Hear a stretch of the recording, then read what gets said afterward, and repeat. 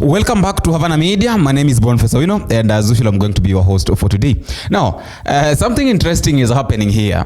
Ferdinand Waititu, that is the former governor of Kiambu County, who has been accused of stealing money or of fraud, was arrested.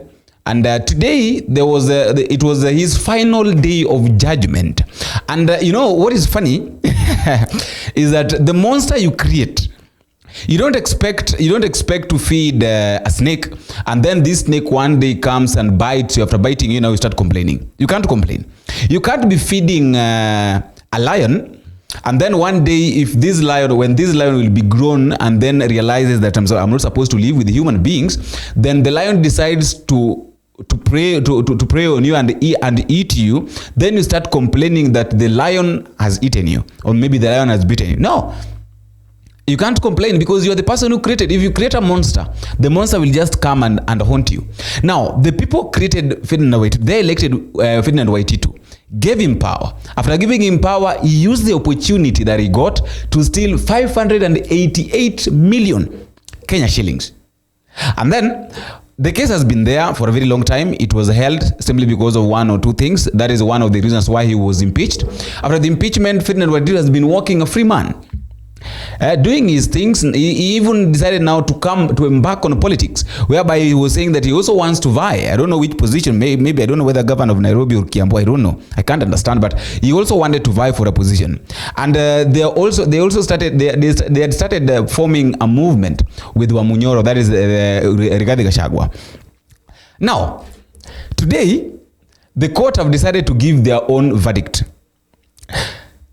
Remember, it was Waititu together with his family, the wife, the children, and him. To the wife have been fined of 500,000. This will be the sentence for the accused persons. For that offense, for that particular count, first accused person, a fine of 500 shillings in default. You serve 12 years. You serve 12 months imprisonment.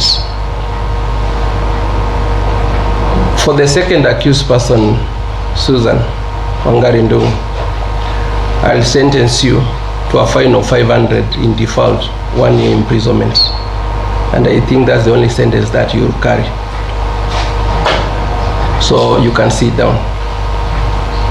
You can sit down, Governor, if you have finished with your sentences. I don't think you're affected by the rest.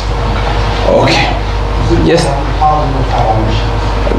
500,000, and that's the only sentence for Susan.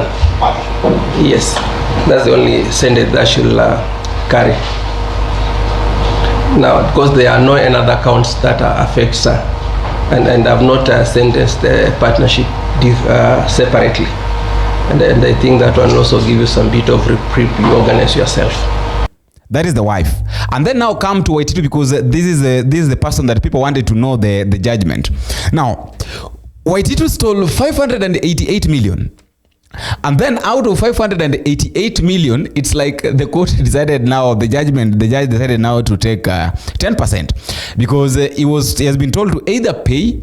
Now, you're stealing 588 million and then you're being given a fine of 53 million. Are you seeing? So 588 million. And then it's either you go and spend 7 years in prison or pay 53 million. What do you think? Having set out the mitigation, the objective of sentencing, the law, and circumstances of this case, I now proceed to sentence accused persons. In count 1, first accused person, you rise up. Ferdinand Waititu, you rise up. Convicted of conflict of interest, contrary to provision section 42(3), as read with section 48 of ASECA, the benefit acquired as a result of the offending acts being the sum of 25,624,500. Your sentence will be as follows. Under provisions of section 48(1) of ASECA, a fine of 1 million in default, 2 years imprisonment. Still on count number 1, under the provisions of Section 48(1)(b), as read with the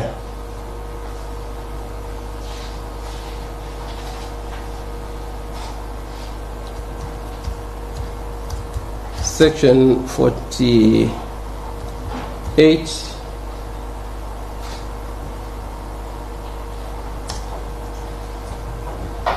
2A,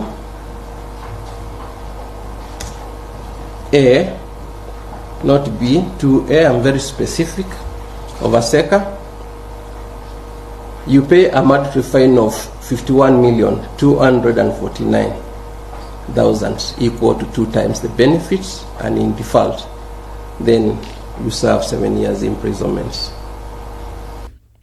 Do you think okay, I don't know, we can't complain about this, but that is a fact that he has been told to pay, either go to prison for 7 years or pay 53 million fine, and then that case will be closed and no one will talk about it. That is story number one. Story number two, I've heard Kipchumba Murkomen saying, that is the CS of Interior, saying something concerning the issue of the students who have been in university for a very long time, saying that they are going to do an investigation on students who have never finished learning. Like, you are a student in university, you've never graduated, you never graduate, you have a lot of wealth. They are going to do investigation to find out how you acquired your wealth. That have been in the university forever. Yeah, at the University of Nairobi, they have been in the previously notorious students who never finished school. And they are very rich. And they are doing no business. And extremely influential. And they are in the leadership of the student leadership. So you have that line of students. We must be able to investigate why a student is not leaving school. You know, pretending to finish what course and move to another course sometimes, or delaying their finishing their school, or, you know, in many other of these universities, we must take deliberate effort to make sure that we deal with those type of students because of the business they are doing around. And IG, I think we need to strengthen all the police stations that are operating near the universities, whether it's Central Police in Nairobi here, or in Rongai near the university, Nazarene University, or the one near KU, with deliberate efforts, interagency within the police, to see how we can integrate these investigations. You know, in the past, we were told, I don't know, we used to be told when I was in the university, that, you know, some of these students are not students. Yeah? They are police officers. They are busy. Why don't we go back there, IG, to make sure that we are having intelligence officers working within the university and with the university students, and the police officers and all the team, we get proper intelligence and proper intervention in dealing with drugs and drug abuse within the university, especially with cannabis and you are not a business person, but you have got wealth. How did you get the wealth? So I don't know. I really don't understand what this guy is trying to try or insinuate, because you can't just make follow. You can't just decide and accuse somebody because maybe somebody has got wealth, somebody is driving. A lot of things happening right now. People have got a lot of secret business things to do, like source of income and very many. Somebody is not a must that someone must be as a thief, because what they have in mind is that. For someone who is wealthy and is not a business person, is a thief. And also accusing some leaders of giving people drugs so that they can be shouting at other leaders, other senior politicians, wherever they go visit places.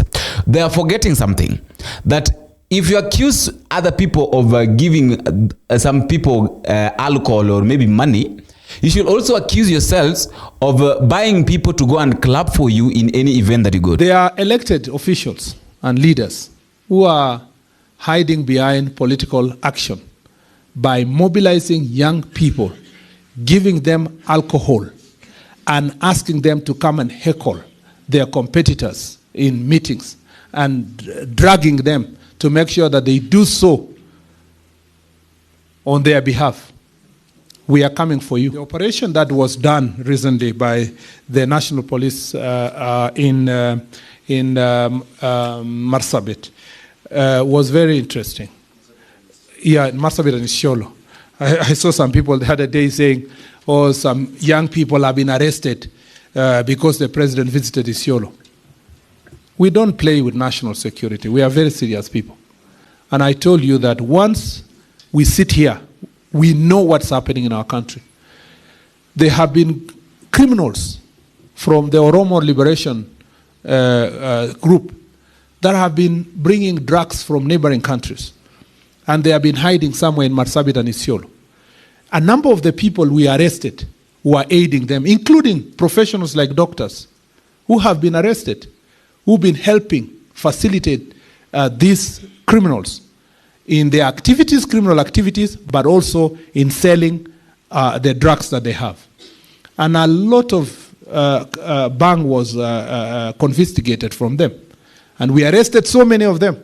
And that's why when we say we need support of the media, when it comes to crimes like this that are affecting our nation, we must, all of us, speak in one voice. Forget about the politics. When the president spoke in Isiolo, he was speaking out of information about what is happening in our country.